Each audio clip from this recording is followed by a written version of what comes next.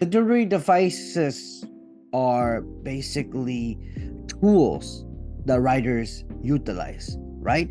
These are various techniques that writers use to convey their information, to make their text either interesting, either enticing, or sometimes both, sometimes to be more entertaining. Each device, each tool have a specific task, have a specific purpose. They're all different. You know how tools are different. A hammer is used for hitting things, a screw is used for, unscrewing and screwing things, right? A scissor is used for cutting things. The same way literary devices are. Each of these devices have a separate purpose. Alright, now let's look into the list of our literary devices. So let's recap for a bit. What is a simile at the end of the day? A simile is a comparison. We use the words like and as to compare one thing to another directly. It's like saying Johnny is like a giraffe.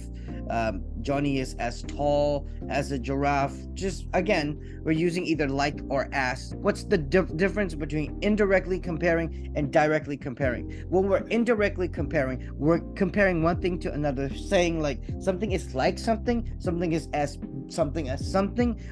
We're not directly saying something is something, because if we say something is something, that no longer makes sense. You know what I mean, right? For example, Patrick is like an angel. That makes sense into the human ear. But when I say Patrick is an angel, does it make sense? No, because Patrick doesn't have wings to fly and to be an angel. But I'm obviously, comparing him. So when I say Patrick is an angel, that's a metaphor. That's a direct comparison. Because when we use am, is, are, was, were, has, have, had to directly compare one thing to another, what do we call that? Metaphors, right? So again, at the end of the day, it's just a comparison. So we indirectly compare one thing to another. Patrick is as tall as a giraffe. Indirectly.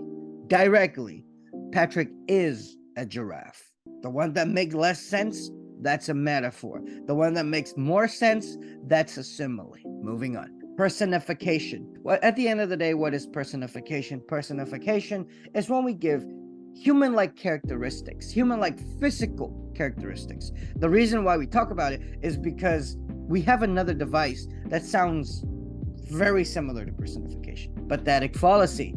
Why are we talking about these two in particular?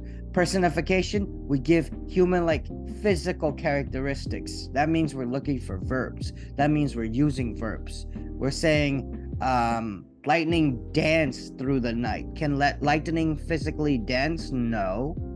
But dancing, is that a physical characteristic? Something that a person could physically do? Yeah. So when we act like non-human things can do human things, we call that personification. We are personifying things. We are acting like this non-human entity is like a human entity. Pathetic fallacy. On the other hand, let's talk about, does it use the human-like physical characteristics? No. It uses human-like emotions.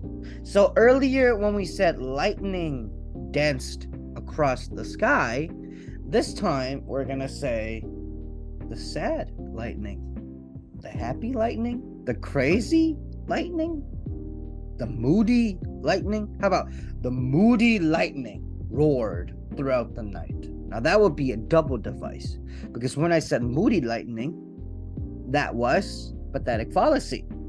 But when I said roared, actually, roared would, in this angle, would be a bit of an exaggeration, I guess, or matter of speech. At first I was gonna say personification, but then again, humans don't roar. If we replace roar with scream, that would be personification. You see how it's different here, right?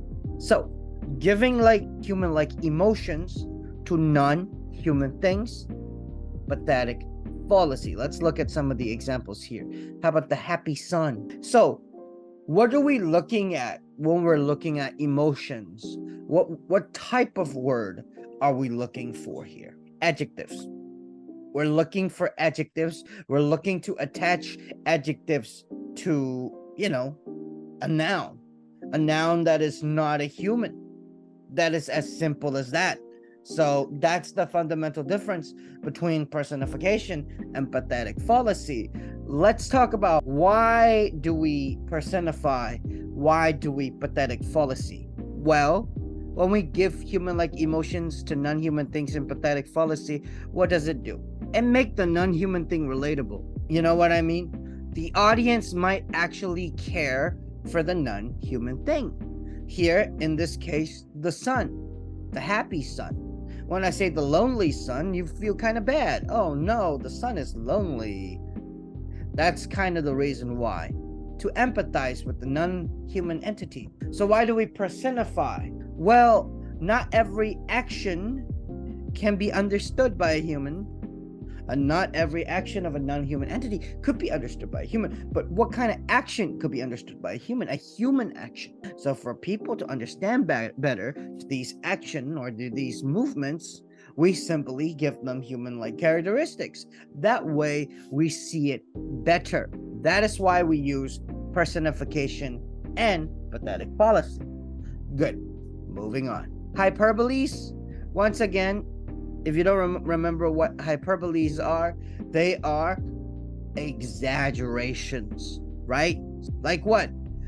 Dude, this phone cost me an arm and a leg. Can a phone cost me an arm and a leg? No. But am I exaggerating? Yeah. For example, God, I'm so hungry, I could eat a horse. Can I literally eat a physical horse? No, because that's huge. A horse is bigger than I am. I cannot eat the horse. But what am I doing? I'm exaggerating. So, ladies and gentlemen, why do we exaggerate at the end of the day? To emphasize a point, to emphasize this thing that we're talking about, to focus and to, make sure that the audience know. When I say I'm so hungry, I could eat a horse, I'm emphasizing the point that I'm so hungry. When I say this cost me an arm and a leg, I'm emphasizing that this is super duper expensive. So what's the property of the device personification? Emphasizing, mainly emphasize. Emphasize to get her point through, to get her point clear. That's why.